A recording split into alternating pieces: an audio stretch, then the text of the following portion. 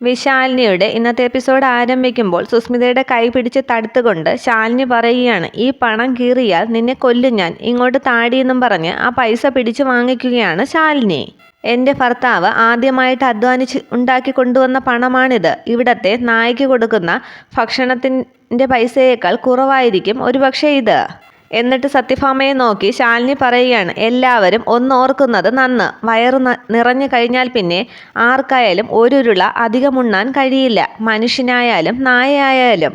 പണപ്പെട്ടി നിറഞ്ഞിരിക്കുന്നു എന്നും പറഞ്ഞ് വിധിച്ചതിനേക്കാൾ ഒരു നിമിഷം അധികം ഈ ഭൂമിയിൽ ആരും ജീവിച്ചിരുന്നിട്ടില്ല. തിന്ന് കൊഴുപ്പിച്ച് വീർത്ത ദുർമേധസ്സൊന്ന് വീർപ്പിച്ച് കിട്ടാൻ വേണ്ടി ജിമ്മിലും ജോഗിങ്ങിലും ഒക്കെ പോകുന്ന നിനക്കൊന്നും മനസ്സിലാകില്ല ഈ പൈസയുടെ വില എന്താണെന്ന്. അതറിയണമെന്നുണ്ടെങ്കിൽ മിനിമം അടുക്കളയിലെങ്കിലും ഒന്ന് കയറണം, ഒരു നിമിഷമെങ്കിലും ശരീരം ഒന്ന് വിയർക്കണം എന്നൊക്കെ നോക്കി സുസ്മിതയെ നോക്കി ശാലിനി പറയുമ്പോൾ അത് കേട്ട് കൈയടിക്കുകയാണ് പ്രീതി. അത് കണ്ട് ചിരിക്കുകയാണ് രാഘവൻ നായർ. അന്നേരം പ്രീതിയെ ഒന്ന് ദേഷ്യത്തോടു കൂടി ഭാമ നോക്കുമ്പോൾ പരിസരം ഓർമ്മ വന്ന പോലെ പ്രീതി പറയുകയാണ്, അല്ല ഇവിടെ എന്തോ പൊടി വന്നതുപോലെ, അതാ ഞാൻ കൈകൊട്ടിയത്. ആകെ ദേഷ്യപ്പെട്ട് കലിതുള്ളി നിൽക്കുകയാണ് അന്നേരം സുസ്മിത. രാഘവൻ നായർ പറയുകയാണ്, ഇവിടെയും പൊടിയുണ്ട്, പക്ഷെ എനിക്ക് കൈ കൊട്ടാൻ പറ്റില്ലല്ലോ എന്ന് തളർന്ന കൈ നോക്കി പറയുകയാണ് രാഘവൻ നായർ. തുടർന്ന് ശാലിനി ദേഷ്യത്തോടെ സുസ്മിതയെ ഒന്ന് നോക്കിയിട്ട് വിഷ്ണു കൊണ്ടുവച്ച കവറും ആ പൈസയുമായി മുകളിലേക്ക് പോകുന്നു.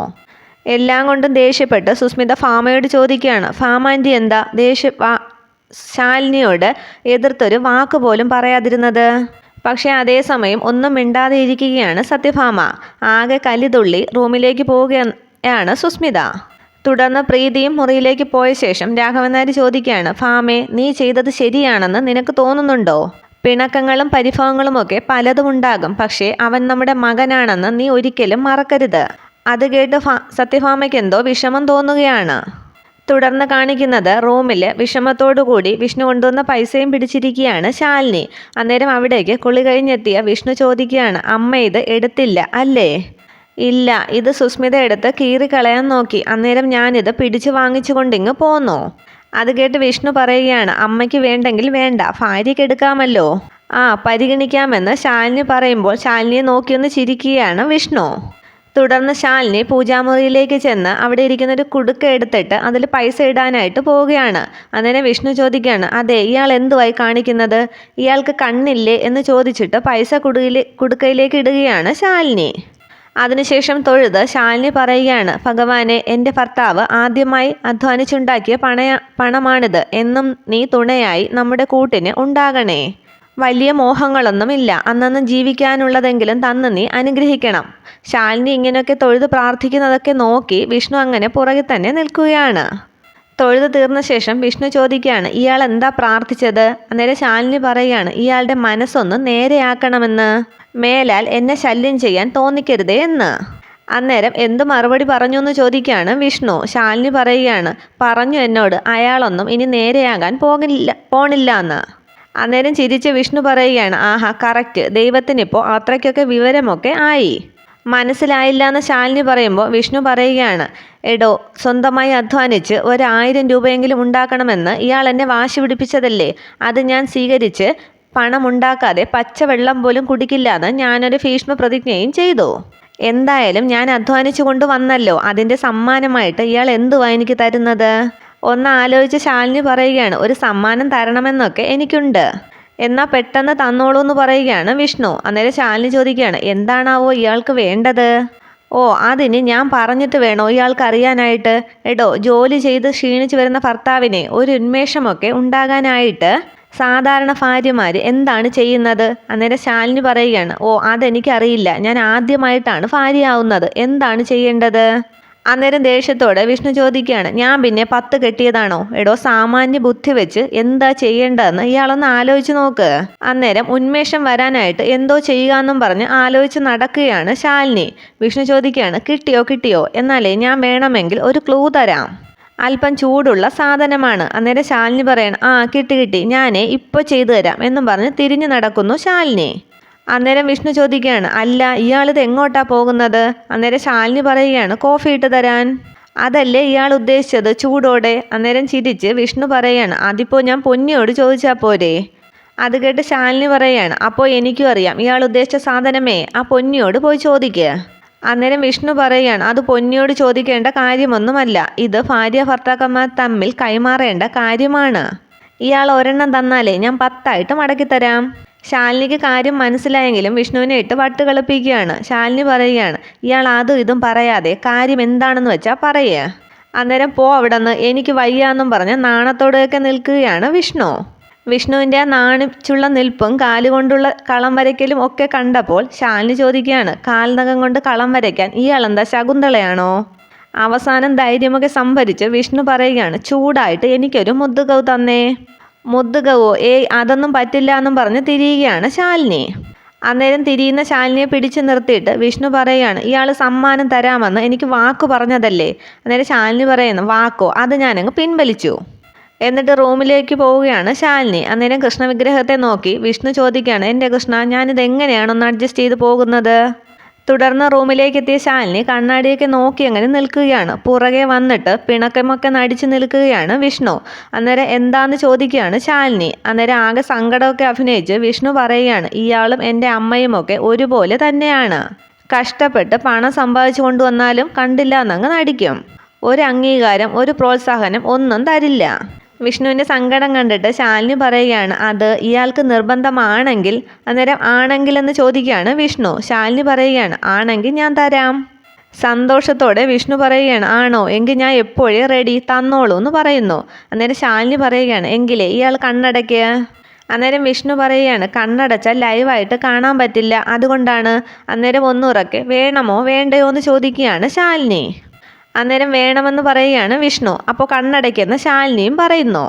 വിഷ്ണു കണ്ണടച്ച് നിന്നിട്ട് താത്ത കവിളിലൊക്കെ ചൂണ്ടിക്കാണിക്കുകയാണ്.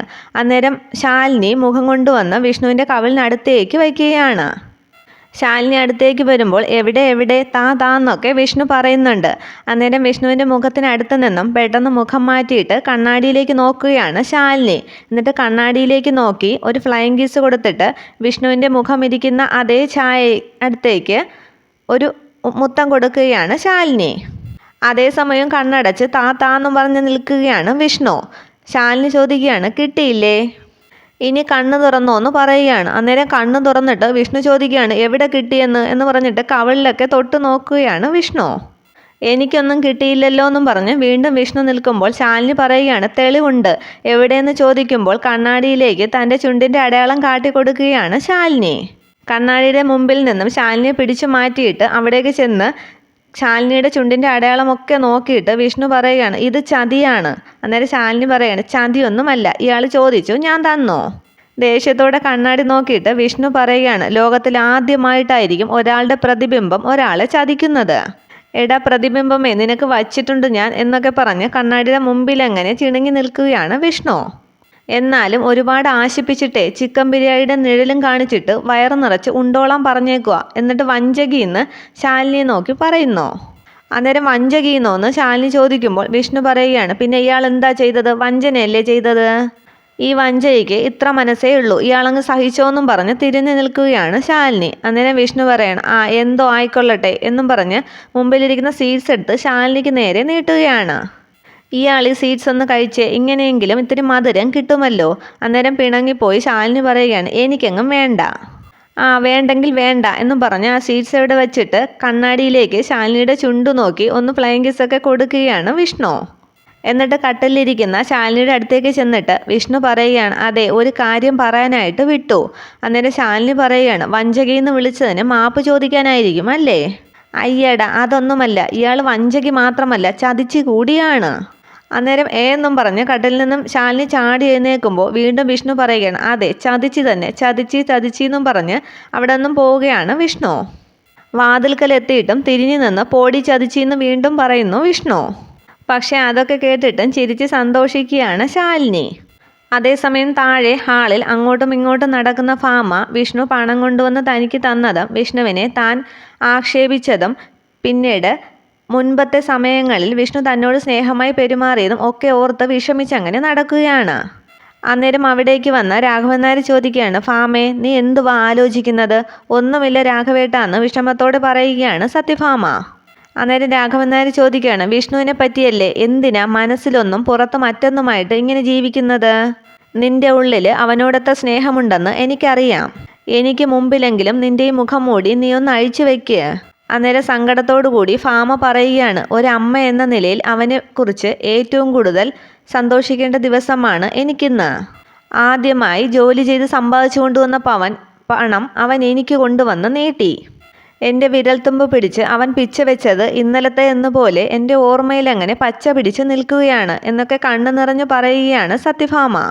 എന്നിട്ടും നീ ആ പണം വാങ്ങിയില്ല എന്ന് രാഘവൻ നായർ പറയുമ്പോൾ കണ്ണു നിറഞ്ഞ് ഭാമ പറയുകയാണ്, വാങ്ങാൻ എനിക്ക് പറ്റില്ല രാഘവേട്ടാ.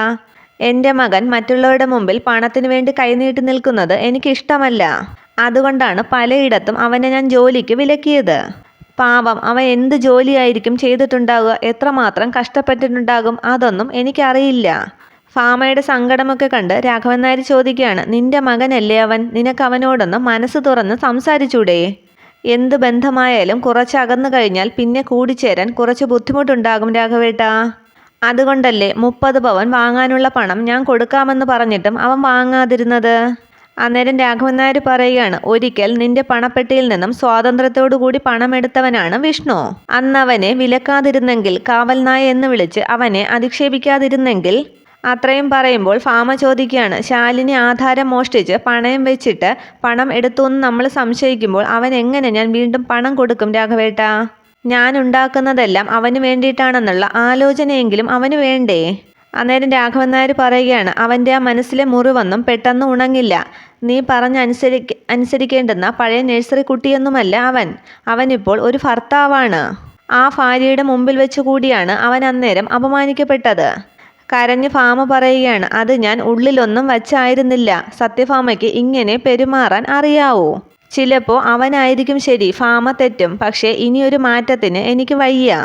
ഈ ജന്മം ഇങ്ങനെയങ്ങ് പോട്ടെ എന്നും പറഞ്ഞ് വളരെ സങ്കടത്തോടു കൂടി റൂമിലേക്ക് പോവുകയാണ് സത്യഭാമ. തുടർന്ന് കാണിക്കുന്നത് വിഷ്ണുവിൻ്റെയും ശാലിനിയുടെയും മുറിയാണ്. അവിടെ തറയിൽ കിടന്ന് സുഖമായിട്ട് ഉറങ്ങുകയാണ് വിഷ്ണു. അന്നേരം ഉറങ്ങാതെ കട്ടിലിൽ നിന്നും പതിയെ എഴുന്നേറ്റിട്ട് വിഷ്ണുവിനെ ഒന്ന് നോക്കിയിട്ട് ശാലിനി പറയുകയാണ്, നല്ല ഉറക്കമാണ്, ഇനി അറിയില്ല. അതിനുശേഷം ആ സീറ്റ് ബോക്സ് നോക്കിയിട്ട് വിഷ്ണുവിൻ്റെ അടുത്തേക്ക് ചെന്നിട്ട് മുഖത്തേക്ക് കൈയൊക്കെ വീശി നോക്കുകയാണ് ശാലിനി. ഉറങ്ങി, ഇനി അറിയില്ല എന്നും പറഞ്ഞ് ആ സീറ്റ് ബോക്സ് എടുത്തിട്ട് തിരികെ കട്ടിലേക്ക് ചെന്നിരുന്നിട്ട് കഴിക്കാനായി അതിൽ നിന്ന് ഒരു ലഡു എടുക്കുകയാണ് ശാലിനി. അന്നേരം എന്തോ സ്വപ്നം കണ്ട് ഉണർന്ന പോലെ ഉണരുകയാണ് വിഷ്ണു. അന്നേരം വിഷ്ണു ഉണരുന്നത് കണ്ട് ആകെ പരിഭ്രമിച്ച് ലഡുവും കൊണ്ട് അങ്ങനെ കട്ടിലിരിക്കുകയാണ് ശാലിനി. ഇത്രയും ആകുമ്പോഴേക്കും നാളത്തെ പുതിയ എപ്പിസോഡ് അവസാനിക്കുന്നു. വീഡിയോ ഇഷ്ടമായാൽ ലൈക്ക് ചെയ്യുക, കമൻറ്റ് ചെയ്യുക. Okay, thank you.